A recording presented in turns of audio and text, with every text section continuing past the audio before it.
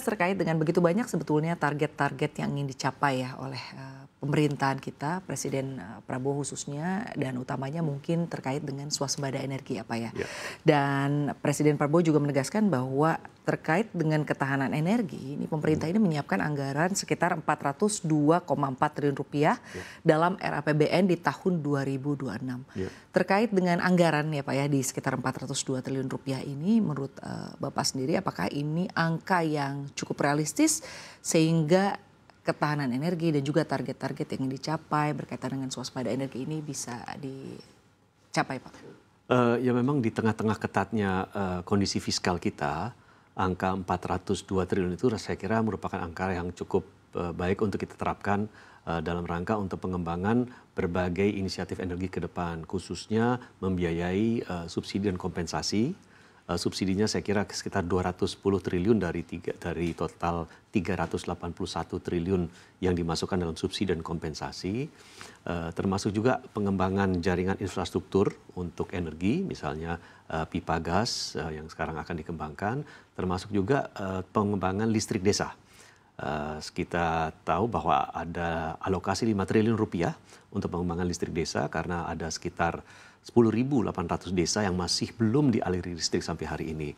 Jadi saya kira dalam kondisi fiskal kita yang saat ini memang boleh dibilang tidak terlalu longgar, kondisi ini bisa menyebabkan tetap kita satu melakukan transisi energi, dua menciptakan ketahanan energi supaya sumber-sumber kebutuhan energi kita itu terjamin, dan ketiga juga bisa menyediakan subsidi energi yang memang dibutuhkan untuk masyarakat agar daya beli masyarakat tetap kuat.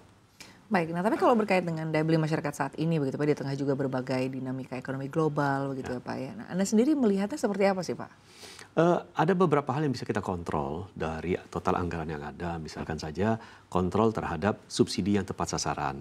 Masyarakat yang bisa menerima subsidi itu termasuk kategori mana saja, yang tidak mana, supaya kita kemudian bisa mengatur subsidi itu betul-betul efektif karena keterbatasan dana yang kita miliki.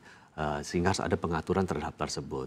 Kedua yang kita tidak bisa kita kontrol, misalkan saja harga komoditas. Ya, misalkan terjadi ketegangan di Timur Tengah, terjadi supply dan demand terkait minyak mentah yang kemudian membuat harganya meningkat. Itu kan tidak bisa kontrol. Yang bisa kita kontrol selanjutnya adalah kebutuhan dalam negeri kita yang bisa kita penuhi dari sumber-sumber energi terbarukan, sehingga kebutuhan impor kita bisa kita kurangi misalkan saja. Atau peningkatan lifting migas yang saat ini sedang digenjot agar kebutuhan kita untuk mengimpor minyak mentah itu bisa berkurang. Baik Pak, yang menjadi salah satu tantangan itu bagi Indonesia adalah memang lifting minyak yang relatif menurun sehingga beban impor ini kalau kita lihat memang cukup besar begitu ya Pak ya. Nah bagaimana Komisi 12 ini menilai upaya pemerintah selama ini untuk bisa meningkatkan lifting minyak, apalagi targetnya ini ada di 610.000 BPH untuk di tahun 2026.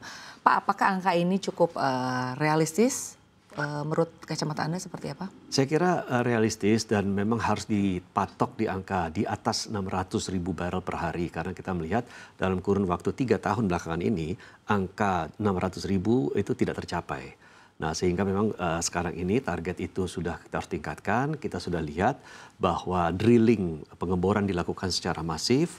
Anggaran untuk drilling dari perusahaan-perusahaan perminyakan khususnya Pertamina itu juga mengalami peningkatan, dan juga kita lihat bahwa pemerintah juga sangat fleksibel dalam memberikan kemudahan berbisnis bagi para K3S, para kontraktor kerjasama, ya dalam hal misalkan saja pembagian hasil, ya tidak mutlak 85-15%, tetapi bisa juga sampai menjadi 60-40%, bahkan ada yang 50-50% antara bagi hasil kontraktor dengan pemerintah di tempat-tempat atau lokasi-lokasi yang memang membutuhkan drilling yang besar atau kompleksitasnya juga tinggi. Baik, tapi secara SDA-nya sendiri ya Pak ya, secara sebenarnya sebetulnya Indonesia ini saat ini boleh katakan cukup aman nggak sih Pak? Kita kan tadi bicara target di tahun 2026 berada di 610.000 barel per hari. Sementara untuk di tahun 2030 ini targetnya 1 juta barel per hari. Bagaimana Pak? Memang kita kalau melihat proses pengeboran di Indonesia dan kondisi perminyakan, kita kan banyak memiliki sumur-sumur tua. Yang satu memang kandungan dan cadangannya juga sudah berkurang drastis, dan untuk mengeluarkan kandungan yang sisa itu membutuhkan biaya yang tidak kecil. Nah oleh karena itu memang dibutuhkan penemuan-penemuan dari blok-blok yang baru, ya. Sebagaimana kita lihat, kita memiliki 2 blok besar, satu di Rokan, satu lagi di Cepu, ya. Kita membutuhkan Rokan dan Cepu-Cepu yang baru ke depannya. Sehingga kapasitas kita untuk kemudian meningkatkan lifting, menargetkan 1 juta barel dalam kurun waktu 5 tahun dari sekarang, itu bisa tercapai. Memang dibutuhkan investasi. Oleh karena itu, yang paling penting adalah kemudahan investasi diberikan, karena kita harus menghadirkan para perusahaan minyak yang memiliki satu kemampuan untuk melakukan drilling di tempat-tempat yang sangat menantang, kedua memiliki kemampuan finansial juga, dan ketiga memiliki pengalaman. Jadi saya kira kita harus menghadirkan kembali mereka itu, karena kapital atau modal yang diperlukan itu cukup besar.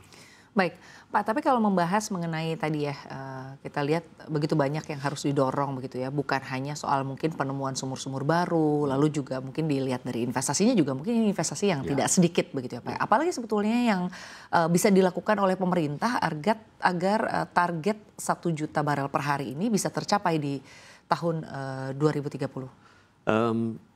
Di periode pada saat saya masih menjabat pimpinan Komisi 7 DPR RI, kita telah mengidentifikasi ada 12 isu yang besar yang harus ditangani agar kita bisa memudahkan masuknya investor kembali, yang membuat kita menjadi tidak kompetitif.